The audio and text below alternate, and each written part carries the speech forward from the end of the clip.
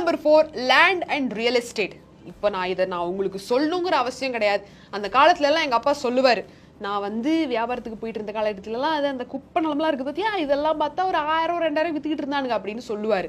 ஆனா இப்போ அதே நிலத்துல பங்களா கட்டி வச்சிருக்கான். அந்த பங்களாவோட விலை ஒரு சில கோடி, அது லேண்டோட சேர்த்து வாங்கணும்னா இன்னொரு சில கோடி அப்படின்னு சொல்றாங்க. அப்பதான் நான் கேட்டேன் எங்க அப்பாவை, ஏப்பா இதெல்லாம் நீங்க இப்படி எல்லாம் வாங்கி போட்டுருந்தீங்கன்னா அந்த கோடிக்கு இன்னைக்கு நம்ம அதிபதியா இருப்போமேப்பா அப்படின்னு சொல்லி, அதை யாரும் வாங்கி போட குப்பை நிலம் அப்படின்னு சொல்லிட்டு போயிட்டு இருந்தாப்ல. இப்ப பார்த்தா கோடிக்கு அதிபதியா இருக்கிறவங்க எல்லாருமே இந்த அசையா சொத்துக்களை உருவாக்கி இருக்காங்க.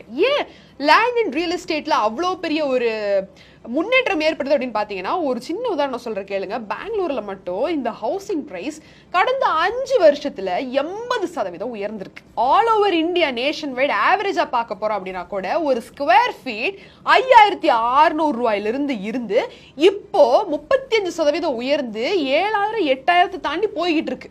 ஹைதராபாத், பெங்களூர், சென்னை, இல்ல இன்னும் பெரிய நொய்டா மாதிரியான பெரிய பெரிய சிட்டிஸ்ல எல்லாம் என்ன ஆயிட்டு இருக்குன்னா, இந்த லேண்ட் அண்ட் ரியல் எஸ்டேட்டோட அந்த ஒரு இண்டஸ்ட்ரியல் வேல்யூ பல மடங்கு உயர்ந்திருக்கு. சோ இது எல்லாமே அசையா சொத்துக்கள் தான். சோ